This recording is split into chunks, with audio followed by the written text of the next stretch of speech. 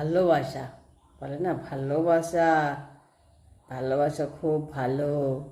ভালোবাসা মানে কখনো কারোর ওপর মালিক, মানে জোর জবরদস্তি মালিক আনা নয়, কিন্তু এটা একটা এমন এক পথ না, যেখানে দুজন মানুষ পাশাপাশি চলে, হাঁটে, কেউ কারোর পেছনে নয়, কেউ কারোর সামনেও নয়, কিন্তু একে অপরের স্বাধীনতাকে নিরাপদে রাখা, তবু দায়িত্ব বাঁধা থাকে।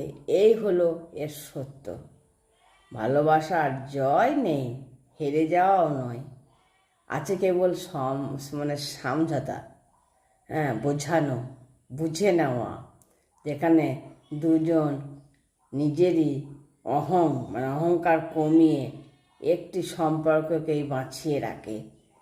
সেখানে দাবি কমে যায়, কিন্তু যত্ন বেড়ে যায় দ্বিগুণ।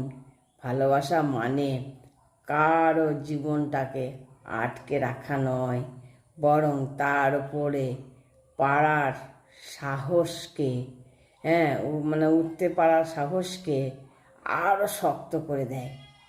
যেখানে ভরসা এতটাই শক্তপোক্ত হয়ে যায়, দূরত্ব ভাঙতে পারে না।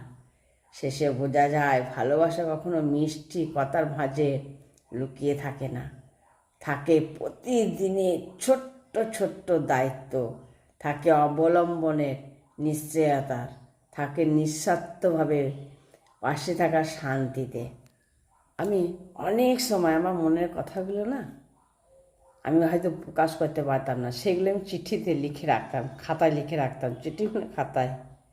হ্যাঁ, যা বলা যায় না সামনে, সেগুলো আমি খাতায় লিখতাম, যা তা যেন কাগজের পাতায় ভেসে ওঠে ধীরে ধীরে। হ্যাঁ, সত্যি আমি এমনি প্রকাশ করতে পারতাম না, সেগুলো আমি খাতায় লিখে তাকে প্রকাশ করতাম। মনের কথাগুলো যেন আমার চিঠিতে থাকে।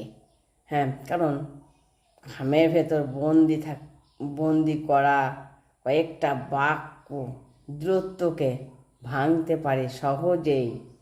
মানুষের কথাগুলো চিঠি হয়ে আসুক, তা আনন্দের হোক বা কষ্টের, শুধু জানবে আমার নাম তোমার কলমে বা খাতায় লেখা আছে।